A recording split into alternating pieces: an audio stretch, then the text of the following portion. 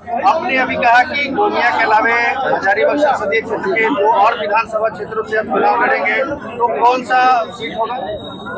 देखिए, मांडू और रामगढ़ में से वो सीट होगा। और ये चुनाव, चूंकि ये सत्य है कि फिलहाल जो हमारी राजनीतिक पार्टी है उसमें जहां हम चुनावी मैदान में होंगे उसकी बाकी की सीटें वहां पे असर होगा। जैसे मैं गिरिडीह में लड़ रहा हूँ, असर धनबाद में हुआ, असर हजारीबाग में हुआ, असर रांची लोकसभा में हुआ। तो मेरे हिसाब से लगता है कि मैं उन 2 सीटों को चुनने का काम करूंगा जिससे ज्यादा से ज्यादा विधानसभा की सीटों को टच कर सके। क्योंकि अभी केंद्रीय अध्यक्ष होने के नाते और पार्टी का एक महत्वपूर्ण सिपाही होने के नाते मेरा ये दायित्व बनता है कि मेरे कारण मेरी पार्टी को जितना ज्यादा से ज्यादा लाभ मिल सके। ऐसा सुनने में आ रहा है कि आप गठबंधन में चुनाव लड़ेंगे या अकेले लड़ेंगे? जी, हम लोग बगैर गठबंधन के चुनाव लड़ेंगे। और मैं जितने भी राज्य में तमाम राजनीतिक दल हैं मैं उनको भी आमंत्रित करूंगा कि बगैर गठबंधन के चुनाव लड़ें। और सच में अगर आपने काम किया है तो गठबंधन की आपको आवश्यकता नहीं है। आइए, बगैर गठबंधन के हम लोग चुनाव लड़ते हैं। सब अपने अपने सिंगल सिंबल से चुनाव लड़े, सिंगल नेतृत्व से चुनाव लड़े। आपका प्रमुख मुद्दा क्या रहेगा चुनाव में? जी, हमारा प्रमुख मुद्दा वही रहेगा जो झारखंड बनने का मुद्दा था। अलग पहचान, अलग परिभाषा, स्थानीय नीति, यहाँ के युवाओं को रोजगार, यहाँ के किसानों को उनके खेतों की सुरक्षा, उनके गांवों की सुरक्षा और तमाम जो विस्थापित लोग हैं उनके लिए बेहतर पॉलिसी, ताकि भविष्य में उनको विस्थापन का दंश ना झेलना पड़े। जैसा कि अभी आपको चुनाव चिन्ह आवंटित हो गया है कैंची छाप, इससे पहले आप निर्दलीय लड़े गिरिडीह लोकसभा क्षेत्र से, तो आप ऐसा मानते हैं कि जब चुनाव चिन्ह मिल गया तो चुनाव में फर्क पड़ेगा? बहुत फर्क पड़ेगा। यदि गिरिडीह लोकसभा में हम लोग का सिंबल होता तो मुझे लगता है मेरा वोट लगभग 3,80,000 के आसपास हो, 30 से 40 हजार वोट बढ़ जाता। तो ये फर्क पड़ता, एक विधानसभा में 30-40 हजार वोट हम लोग का बढ़ता। और 8 या 24 यानी और 2.5 लाख 3 लाख वोट हम लोग गेन करते, यानी जो 8.5 लाख वोट लाए हैं वो शायद 12 लाख वोट होता। हारते कोई अलग बात है, लेकिन वोट परसेंटेज में अंतर होता। एक अंतिम सवाल है, आप मौसा को बहुत टारगेट कर रहे हैं, सरकार को कम टारगेट किए? नहीं, जिनका जो विधानसभा होता है मुख्यतः उनको हम अपने निशाने पे रखते हैं। और निसंदेह जब कल हम जिस क्षेत्र में होंगे वहाँ के जो स्थानीय नेतृत्व होंगे मैं उन पे सवाल करूंगा। टारगेट नहीं, मेरा सवाल है। आज सभा करते हुए मौसा जी का पूरा खाला चिट्ठा लेके बैठे थे, तो क्या दिखाइएगा थोड़ा?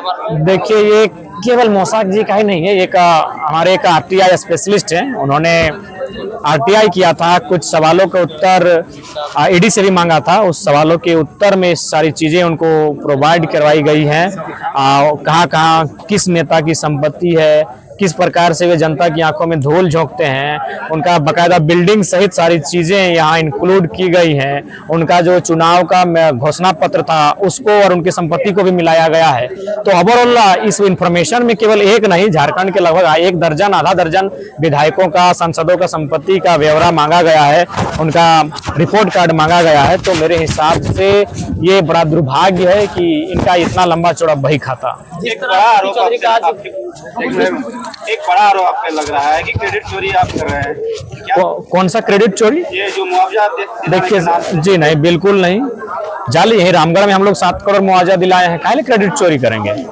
देखिए, आप स्पष्ट, मैंने अपने भाषणों में कहा है कि 2 साल हम लोग का सफलता और असफलता के बीच व्यतीत हुआ है। कहीं सफलता मिली है, कहीं असफलता मिली है। तो जहां अगर आप हम पे आरोप लगा रहे हो, हमारी असफल कहानी है। असफल होना गुना थोड़ी, हम लोग बिना किसी पद में रह के प्रयास किए हैं, कोई क्रेडिट नहीं। आप रामगढ़ में पूछिए, हमको लगता है रामगढ़ में केवल रामगढ़, मांडू और रामगढ़ विधानसभा में हम लोग 7-8 करोड़ मुआवजा दिलाए हैं। तो जाइए उन परिवार को 1-to-1 इंटरव्यू ले लीजिए। हमने तो शुरू से कहा है कि जब हम चुनाव नहीं जीत लड़े थे उस समय 10 में 1 से 2 समस्या का समाधान कर लेते थे। जब हम चुनाव लड़े और लगभग 3.5 लाख वोट ले आए तो 4-5 समस्याओं का समाधान करने लगे। तो अभी भी तो पूर्ण समस्या को समाधान हम नहीं कर पा रहे। तो उसी में से वो एक कहानी होगी कि उस समस्या का पूर्णतः समाधान नहीं हो पाया किसी कारण, बस उसके लिए हम लोग प्रयास रखते हैं। तो कोई क्रेडिट चोरी नहीं। एक्चुअली कुछ मीडिया हाउस, मीडिया नहीं कहेंगे, यूट्यूबर कहेंगे, कुछ यूट्यूबर को इस प्रकार से मतलब पैकेज मैनेज किया गया है। वहां अगर जरा महतो का नाम नहीं होता तो वहां वो जाते ही नहीं। यही अगर उनको अगर मुआवजा कोई अगर देखना है तो एक यूट्यूबर है पेटरवार का, वहां लोग अपनी जमीन को लेकर मुआवजा मांग रहे हैं, वहां वीडियो बनाए ना, देखते हैं कितना साहस है उनका। और एक वो यूट्यूबर है आपका बेरमो का, वहां लोग अपनी जमीन को लेकर कोलियरी में मुआवजा मांग रहे हैं, वहां बनाइए। वहां इसलिए नहीं वीडियो बनाएंगे क्योंकि वहां जरा महतो का नाम नेट है। ये तो पीड़ित परिवार के द्वारा आरोप लगाया है। नहीं, आरोप क्या रहेगा? क्यों हम आरोप स्वीकार करेंगे भाई? हम तो आपके मैंने आंदोलन को समर्थन देने गए थे। हमारे लड़के सुबह से शाम तक बिना खाए धरने पर बैठे हैं। हम सरकार में नहीं जो आरोप सुनेंगे। हमने प्रयास किया था, उन्होंने बकायदा ड्राफ्टिंग हुआ, और उसके बाद हम लगातार प्रयास में बने थे।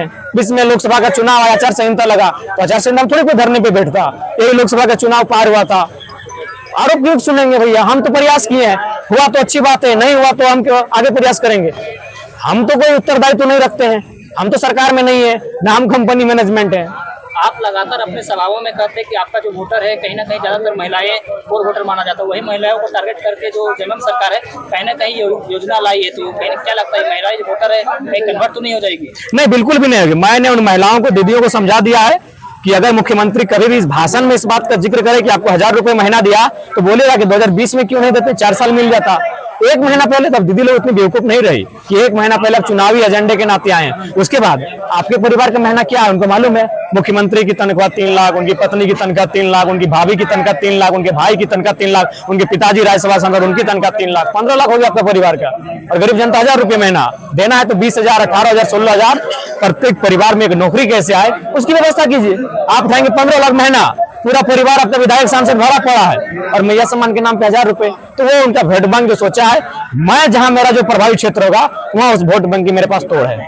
उत्पाद विभाग में कई लोग जाने गई है। देखिए जग्गी भैया, अगर आपने मेरे काके का जनसभा को सुना होगा तो लगभग मैंने 15 मिनट उत्पाद को अपना स्पीच दिया था कि भादर महीना की गर्मी है, दौड़ को तत्काल बंद किया जाए। जब 2 लोगों का डेथ हुआ था मैंने तभी मैंने स्टेटमेंट दिया था, लेकिन सरकार ने 15 मौत का इंतजार किया। मैं तो उसमें हमेशा मुखर होकर बोला हूँ, मैंने हमेशा मुखर होकर बात कहा है। सत्र हो गया है।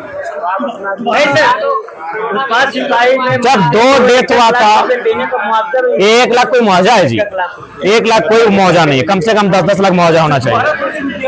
नहीं ठीक है, नौकरी का सवाल है, युवा भी नौकरी की तलाश में अपनी जान तक दे रहे हैं, तो मौसम का हालात को तय करते हुए सुबह शाम दौड़ाया जाए ताकि उनके शरीर पर कोई विपरीत प्रभाव ना पड़े। जाति जनगणना को लेकर कोई आवाज उठाई? देखिए भारत कहीं ना कहीं आप जाति के बंधन से अभी तक मुक्त नहीं हुए हैं, अब तो जनगणना होना चाहिए। अगर इस देश की मांग है तो करके देख लें एक बार। इंडिया गठबंधन की ममता देवी और साथ में यूपीए के सुनीता चौधरी, आप उस जगह पे किस रूप में देख रहे हैं और कहां पर देख रहे हैं? देखिए हम लोग 50,000 से ज्यादा वोट लाए हैं, 55,000 वोट रामगढ़ विधानसभा में लेके आए हैं लोकसभा के चुनाव में, तो हम लोग अपने आप को सीधा मुकाबले में पा रहे हैं और हमें पूर्ण आशा है रामगढ़ की सीट हम लोग प्रभावी रूप से जीतेंगे। रामगढ़ से क्या प्रत्याशी दिया जाएगा? देखिए वो तो रामगढ़ की टीम तय करेगी। रामगढ़ में इतने हमारे संगठन का विस्तार आज 2.5 वर्षों से हुआ है, वे लोग तय करेंगे कि रामगढ़ को कौन सीट निकाल के दे सकता है। प्रत्याशी लेकर कहीं बिखर हो गया? देखिए संभावना बन सकती है, संभावना से खारिज नहीं होगा, लेकिन एक केंद्र नेतृत्व होने के नाते हम लोग उन्हें बैठाकर उनमें समन्वय बनाएंगे और उन्हें ये बताएंगे कि आज विधायक बनना उद्देश्य नहीं है, इस राज्य की जनता के दुखों का हरना हमारा उद्देश्य है, उसके लिए आपको पावर में आना होगा।